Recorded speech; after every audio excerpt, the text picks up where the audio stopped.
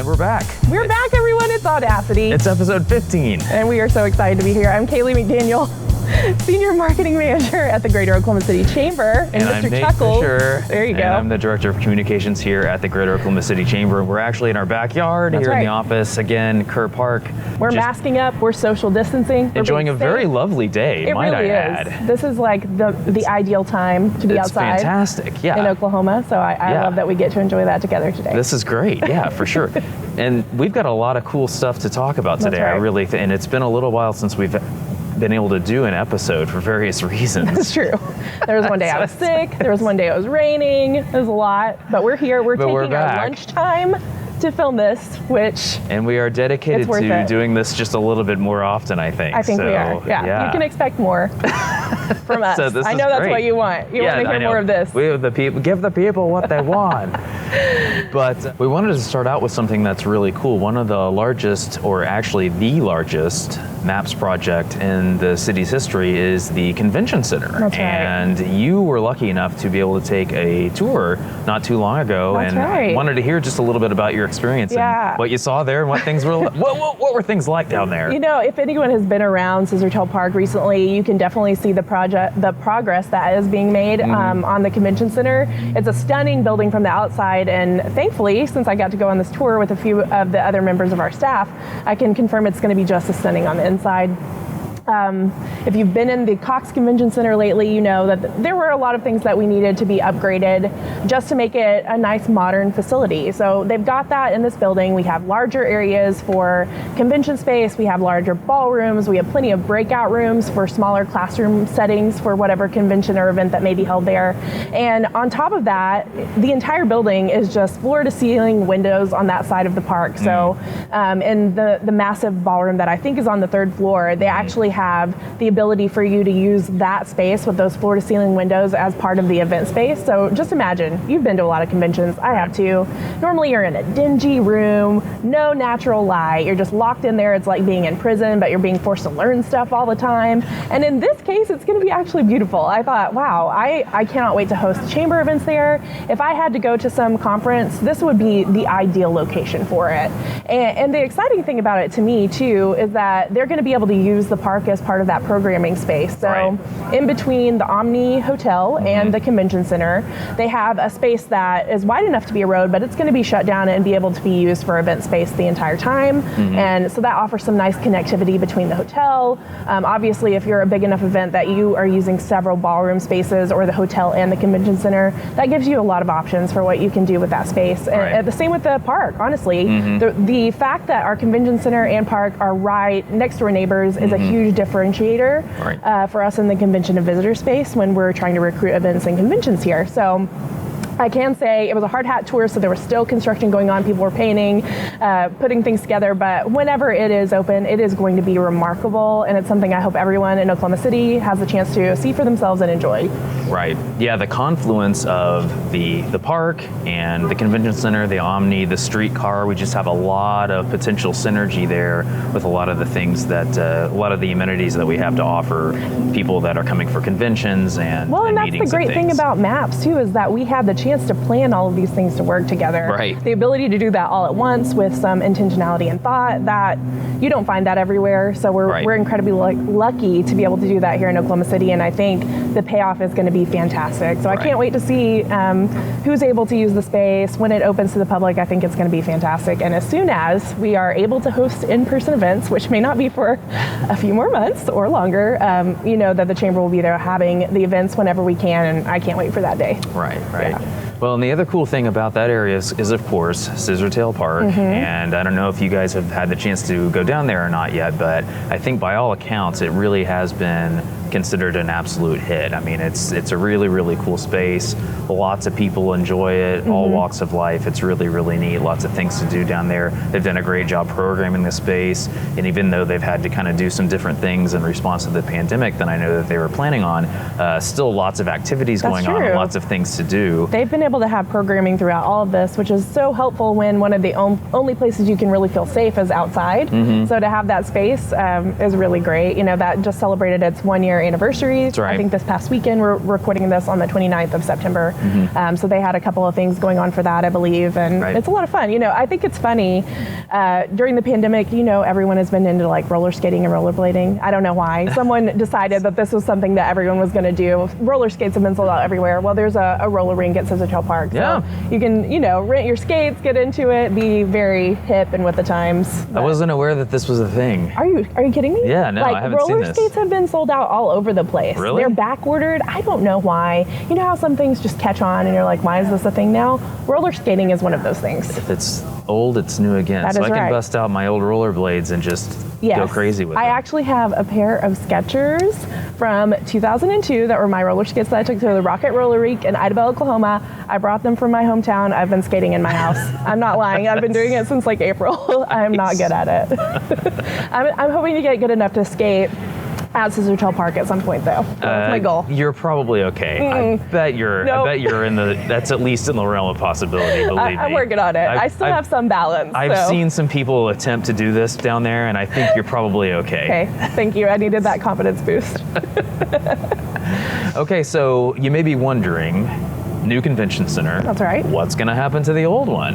I actually had been wondering that for quite a while, and we actually had a really great, exciting announcement just a few weeks ago that it is being optioned and turned into a filming studio, which we're actually, if you're interested in this topic, we're going to have October Chamber Forum is going to be about this. I believe that's on the 21st. Thank you for confirming. It's on the 21st, and it's all about the filmmaking industry in Oklahoma, and we're going to have Rachel Cannon as one of the panelists. She's an actor that you may have seen on Fresh Off the Boat is one of the shows that she's most well known for, but she's from Oklahoma originally.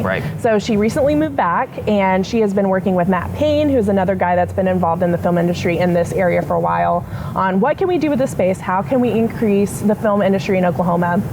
And what they had seen from their perspective is we don't really have a large scale studio type facility. So if people come here and film in Guthrie or surrounding areas, which they do frequently, they don't have a place to do all the interiors, which I think that means it makes it harder for a film production. So this will give them a large scale space where they could do the interior shots. It's a big enough building where they can build it out to the specifications that they need. So I think that is a really exciting news for the Cox Convention Center. I can't wait to learn more about that from Rachel. We'll also have the director of the Oklahoma Film and Music Office there on the panel. Another filmmaker by the name of LaRon Chapman. I believe he's working on the movie with Dennis Quaid in Guthrie right now. That's filming there. We will also have Amy Janes. She and her husband have been involved in the film industry for a while, and they're opening Green Pasture Studio. So a lot of the players that are working right now to make this industry more successful in Oklahoma will be on that panel. I think it'll be really interesting. You can register for that online at okcchamber.com/events. Yeah, that's cool. It's a growing industry. It's one that we have been growing in central Oklahoma for quite a while, and what a lot of people may not realize is that it takes some training and some experience in order to get a local crew that really kind of knows what they're doing. And when you go a few months without having production work here, then those people can sometimes leave, and there's a little bit of a brain drain and a talent drain in that area. So the more consistently we can have productions here, the more we'll actually be able to grow that industry, because we'll have a more dedicated crew base that is experienced and they know what they're doing. And so this is a great thing all around. And I think kind of building on that point, the Green Pasture Studio is also going to include some sort of education component, like a film school. So you're training people that are from here to be involved in this industry that we're growing here. So I think we're setting up an ecosystem that will enable us to be more successful. It's very exciting, honestly. I've always hoped to be an extra in a Hallmark movie, so like fingers crossed that one day will come true because of this. So you may get your chance. We'll see. I'm following those casting calls, from the Oklahoma Film and Music Office. I just want to be in the background. It'll be fun. Cool. So Nate, I know that we have talked in the past that you are an avid runner. I've seen you personally run the marathon five years now? I think that's right. 5 years now? 5 years. And we recently found out a few months ago that they were moving our Oklahoma City National Marathon to an online virtual event. I know you're joining that, you're running. So can you tell me more about how that's going to work, what that looks like? Right. Well, so basically the event, they're calling it a virtual marathon, but it's not actually virtual because you still have to go out there and run. You mean you can't just like have a little avatar do it for you? Yeah, okay, then unfortunately, you actually do have to go down, go and put down the miles. Yeah, run those miles. Right. Dang it! I was hoping that was going to be easier. But it's somewhat virtual in a sense that there's not a race course, so you're going to have to use some sort of an app to track your progress on your run. And so the way that it's set up is basically you can do it any time between October 4th and 18th. Yeah. So you've got a nice little window there. So those of you who are not runners, especially on the weekends, you may want to watch out for people kind of that may be crossing your path. That's right. They're going to do their long haul 26.2. Right. Because that's the thing. You can run kind of wherever you want. You don't have to run along the traditional race course or even in the area. If you were like a glutton for punishment, you could just do Lake Hefner all the way around. You could run around Lake Hefner, a few times. If you just really hated yourself and hated life, you could run around your own block a few dozen times and call that good. So what are you going to do? What's your planned route? Well, I'm kind of lucky because if I walk out of my front door and I kind of go to the end of the North River trails and then back, that's basically 13.1 miles right there. Okay. So if I do that twice, that's going to be the full marathon, and I'll be able to use my own restroom and that sort of thing. That's the other thing you have to plan for. It's where you're going to take your bathroom breaks. There's not going to be water stops. There's no not water gonna be stops. The porta potties. So you got to think ahead. You're exactly right. So, and I've heard tell of people setting up some things like some water stations for people. And so if you're kind of out and about and you see a table full of random water bottles, just go ahead and leave that alone. It's not for you. That's there for unless a you're reason. Running. Right. Well, the marathon's not the only sports activity that you've tried lately. Right. Because, one near-death experience at the boathouse wasn't enough for you. You want to try a new one, which is the surfing facility. Right. And if you don't understand the reference, go back to like the first or second podcast. You'll hear about Nate and I almost dying at the Whitewater Center when it first opened. So you guys did Surf OKC. I want to hear all about it. Oh, it was great. It was actually really fun. The water comes out of there fast. So I will say this, you may not realize that if you fall, you're basically going to get thrown by the force of that water up the kind of the wave as it's set up into the back wall, which is all foam covered and everything. And so it's actually quite fun. Doesn't hurt. It doesn't hurt. Oh no. Okay. I actually, but it was it's. I watched a video of someone falling, and I was like, that looks like it kind of hurt, but no, it's odd because it's like a reverse slide. Ooh, so you're going up the slide, you're being forced up the slide. So it's kind of it's. So walk me through the whole process. Like once you get there and you start, what is it like?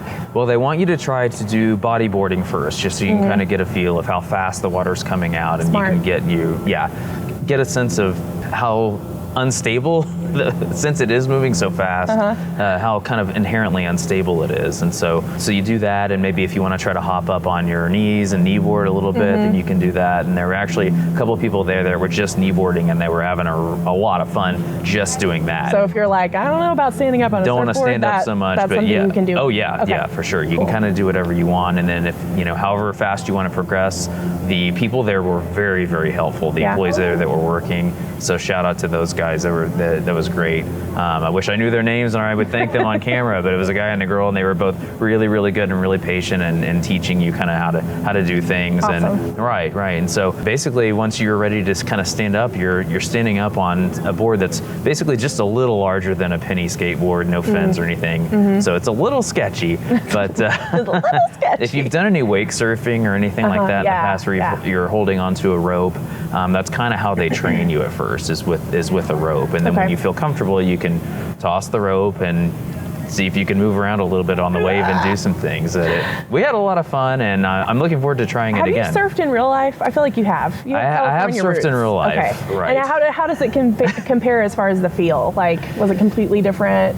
It's mostly the same. Pretty different, just because the board is so small, and just because the very, very small shifts in weight make just a big difference into how you're moving, and it's more about, rather than shifting your weight, it's really more about where you're pointing your shoulders. Interesting. And you don't necessarily want to crouch down like you would on a surfboard in Right. the ocean necessarily, and you want your center of gravity. It's just really kind of strange. Interesting. But I thought it was actually quite a bit harder. Really? Yeah, surfboards are so large. I That's think they're true. inherently more stable, and Yeah, so they're a that little makes bit easier to ride as a beginner. I think it's the hard part with surfing is just learning how to kind of catch the wave and paddling out and catching it and riding along with it. But yeah, the stability part really wasn't that hard for me. But yeah, so I thought that this was just because the board is so small, and that Right. water's really moving fast. moving. Yeah, It sounds fun, though. It was really a lot does. of fun. It was a lot of fun. Yeah, Yeah. so everybody should get out there and try it. I believe this weekend is the last one it's going to be. So that would be October 2nd, 3rd, 4th, right? 2nd, 3rd, 4th, Okay. right. Thursday after work, Friday after work, and then Saturday, I believe it's going to be open because as part of the corporate whitewater Right. races Okay. that are going on I and kinda forgot that was river happening. racing. Yeah, so a lot of good things happening at down at River Sport. I know it's Dogtober, so this is the first weekend of kind of dog-related activities, dog-friendly activities that they're that's having great. down there. So I know the folks from Bar K are going to be up and kind of going to be doing a little pop-up demo of, and we've talked about Bar K before when we had the episode with Mike Knopf on. So right. be sure to check that out if you want a little bit of background on that. We're going to have some more information on that at velocityokc.com here in the next few days, over the next week or so. So I wanted to give a shout out too to corporate rowing. So I'm not officially on the team this year, but I am subbing in. And at first I didn't do it because I was like, I'm not sure how we can do this safely. Like, I'm just not 100% sure if I feel safe enough to do it yet. And the way that they have it set up out there is actually, I felt incredibly safe the whole time, and it was super fun. So, because you've rowed before, that being an individual or even a double sculling it's hard. I mean, It is. It's hard to balance. You have a pretty high risk of like flipping if you don't know what you're doing. Right. So I was like, I don't know. But what they have set up out there for corporate rowers right now is a stand-up paddleboard with rowing apparatus like attached to it using a bunch of different like clip-on type so things. it's a lot more stable. So stable. The hardest part, honestly, is getting from the dock onto the stand-up paddleboard. But once you're out there, it is so fun. Like I so enjoyed myself to the point that I was like, how much would this cost if I got it for myself? The answer is a lot. It is a lot. It's very expensive. The stand-up paddleboard is the cheapest part of the whole apparatus. But I just want to give them another shout out for how well they thought that out. It has been a great experience the time that I've been out there. I'm hoping to get to go back a couple more times before the season's over. But they did a good job at kind of transitioning what is normally a team sport in close contact to something that you can do on your own but still get a lot out of it. Nice. Okay, so yeah, it's a little bit like a Peloton versus a stationary bike. Like Sure. you think there's no way it's going to be this expensive, and then you see how much it costs, It and you're is so much money. I was like, wow. What? Wow, they really love those Yeah. warlocks. We're proud of those. They're into things. that. Yeah. It's probably worth every penny, but just not something in my price range at the moment or ever. I So. understand. So we've heard about the marathon. Yeah. We've heard about your surfing Oklahoma City. And rollerblading, evidently. Rollerblading. I can't wait to get back out there on 8 wheels. I want you to do like a video diary of it so we can see how Next it goes. time we shoot this, okay, this is a little bit of an inside scoop for Behind all the of you. scenes. Yeah, for all of you. So for some of our best viewers. Exactly. Engaged listeners. We have, that's right, on order, a wireless mic setup. So the next time we do this, This is we're going to breaking be able news to to me. do, we're I going to be didn't able to even do know. like a walk and talk. We can do a walk and talk like Barbara Walters? Or like a roll and talk. Oh my gosh. Yeah, So or that like- means I but really need to work on my Barbara roller skating. Walters. Are we going to make somebody cry? No, I Isn't don't that what want she to. does? I don't know. I feel like she's always walking Or through is a that field Oprah? with like Oprah. Oprah is more, I think Barbara Walters also used to make Maybe. people cry. I feel like I've cried more with Oprah than Barbara. I can make people cry, but probably not in the way that those people did. Is it when you give them bad grades at class? You're like, you have a C. Let's see. You're not doing well as a student. Either that or like a throat punch. Ooh, both of those sound terrible. And I hope you never make me cry. I don't want to get a failing grade or a throat punch from Nate Fisher. We'll let the cry instigation. We'll leave that to you. Okay. I'll bring it home weeping? with like Yeah. the emotional hook. So, anyway, you can look forward to a roller skating podcast soon. Was there? Yeah. My question was going to be, how else are you enjoying fall in Oklahoma. This feels like the only way we can have fun these days is by getting outside. So I didn't know if there was any tips you had for our listeners and watchers about how to spend their time. Well, we were talking a little bit about all the potential day trip opportunities, quick little trips that you could make here in the state, whether that is, to do some sightseeing or some camping or some combination of the above. I was able to take a trip out to the Black Mesa area, which is quite a ways out there. It's about as far away that from Oklahoma City as you can go in the state. Right. Okay. And the very, very kind of tip of the panhandle of that area. Black Mesa, funnily enough, coincidentally enough, uncoincidentally enough, is not all that black, but it is a mesa. But it's also it's dark though, right? But it's like very dark. Designated dark sky. Designated dark sky area. And so cool. if you're into the stargazing, that's a great place to do it. That's a great place to do it. So, well, I actually went out there and incredible photos of the night sky that I was like, is this National Geographic? What is going on? Yeah, so beautiful. for sure. And lots of good hiking. You can actually hike up to the highest point in Oklahoma, and they've got a nice marker out there, and you can walk like almost to New Mexico from there. You actually could walk to New Mexico, but you would probably want to bring some rappelling equipment with you because you would have to go off the side of this cliff. That sounds horrifying. The side of the mesa, as it were, and to get down to New Mexico. You could actually see New Mexico. That's awesome. You can also go to the Three Corners marker, so you can see where New Mexico, Colorado, and Oklahoma all meet up. Neat. Which is kind of neat, yeah. And you can actually go to the historic Three Corners marker, which, because they didn't have GPS and satellites and these kind of things, is actually misplaced. Oops. And I believe, I think it's here. It was before both Oklahoma and New Mexico were states. And so Colorado is noted, but none of the other two we're sides. Not really sure about these two. Right, the other, I'm not sure what's going on there yet, but you can hike out to the historic marker, and which is actually kind of cool. It's in the middle of a field also. That's cool. Yeah, dinosaur tracks, lots of things. I was going to say I went to the exact opposite area of the state. Right. I mentioned I'm from Idabel originally, but I recently went to, over Labor Day weekend, I went to Broken Bow Lake and Beaver Bend State Park and stayed a long weekend down there, which Beautiful was area. Super fun. I know, the lake is so fun to boat and swim in. We had a great time, rented a pontoon, and that was a lot of fun. I also went to the other side of the state. I went to the Wichita Mountains. Okay. And that was pretty fun. They did have the road closed to the Mount Scott Overlook, so if you wanted to see from that area, you'd have to be prepared to hike it, which I was not. So I did stick to the prairie dogs. That was a lot of fun. And went to an aquarium in Medicine Park that had catfish. That was interesting. Wow. So those were my two Oklahoma adventures this summer. I also did get to go for the first time to the Gathering Place in Tulsa, which is everything that people say it is. It's really incredible and a beautiful park. So I think those are the ways I've been getting out and about in Oklahoma. I will say too, a little plug for a chamber website, betterlifeokc.com does have a lot of these kind of day trip itineraries if you're looking for more ideas. I will say this is a great time to like get out in Oklahoma, see some new sights, and I think there are lots of ways to get outside of Oklahoma City and travel and do it safely in the middle of a pandemic. So shout out to those things. I hope people get to enjoy their weekends and explore some new parts of our state. Yeah, for sure. I mean, in the past, I've enjoyed places like Red Rock Canyon. Used to be a state park, is not now, but they still have a lot of the same facilities. Lots of really cool things to see and do there. Roman Nose is one of my favorite spots. Roman Nose is awesome. I've gotten to spend quite a bit of time at Lake Murray over the last couple of summers. You guys thanks to our friends. Floated the river too, didn't you? And that's right. Yeah, and we floated the river.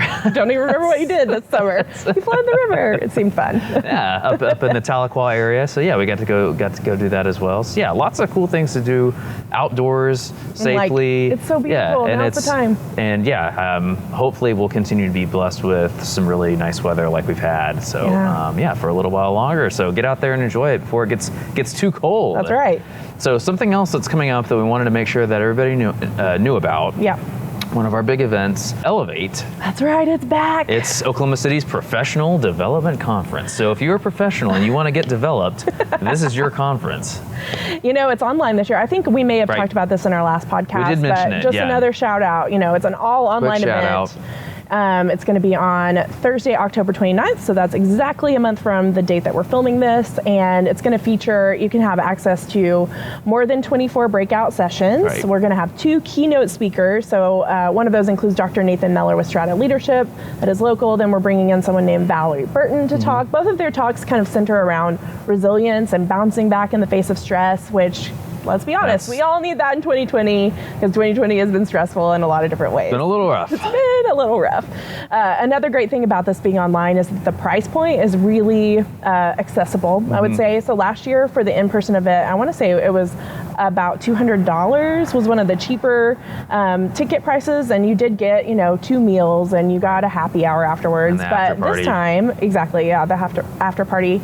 This time, a chamber member can get just a day access to Elevate programming for $49. Wow! So it really does feel like if you are at the end of the year, you're like, man, I didn't use all my professional development budget, or I had some goals I wanted to work on, didn't get to that. This is a good way to do it. Yeah. And it will include a lot of the fun things that we did last year in a virtual format. So we will have kind of a digital happy hour. There'll be one-on-one networking. Still the networking opportunity. Yeah, we'll have a trade show so that you can kind of visit these digital booths, and people will be there to talk to you about their product and service. So we're really excited about this product. I think it's going to be a lot of fun. And if you want to learn more, you can go to okcelevate.com, and we'll also link that in the show notes below. So you can find a link to all the speakers, the topics, the ticket prices, all of that fun stuff. Yeah, so take advantage of our inability to email you lunch. Exactly. And that sort of thing. Right? Man, so we keeps tried. the cost that we did try. How expensive would it be to deliver meals to people? No.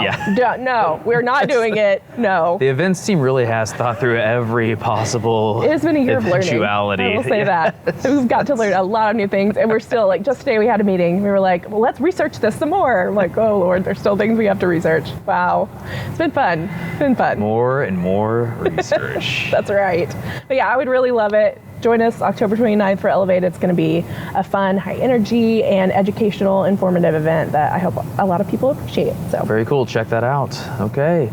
Well, that is going to wrap it up for us today. So we want to thank everybody for joining us once again here on the Audacity Velocity OKC We would podcast. give a shout out to Rick Snack Shack, but he hasn't provided snacks in the past few weeks, and I'm a little salty about it. So Rick, if you're listening, buy us some snacks. Restock the snack shack. We need snacks, man. We need some food. I think this is a COVID-related management decision. I think so too. But, so I can't fault him. But right. maybe one day. Fingers crossed. If we promise to distance and wear masks when we go get the snack. Well, and this also brings up something else that we want to make sure you guys know. The sponsorship is up for grabs for next year. That's right. So. Especially if Rick doesn't buy us any food. We're just going to cut ties with him. I won't be able to mention his name on the podcast. So if you're interested, we'll talk about you. That's right. And if you give us food, we'll extra talk about you. That's right. That's right. So anyway, be sure to rate, like, subscribe, push the little bell, leave us a review. Even if you're not listening on iTunes, go to iTunes, leave us a review. That helps people find us. Right. And you can always give us feedback too if you email networking@okcchamber.com or reach out to us on social media. It's at OKC Chamber on pretty much anywhere except for TikTok. I'm going to keep saying that. No TikTok. There is no TikTok. There's no TikTok. There's no TikTok. We'll be back more frequently. We're on all kinds of platforms. We're on Spotify as well, if that's your preferred podcast platform. That's right. We're on Google Play. I'm a Spotify listener. You're a Spotify person? Yeah, I've gone full Spotify. There you go. I like it. Okay. All right. Well, thanks a lot, guys, and we'll see you next time. Bye.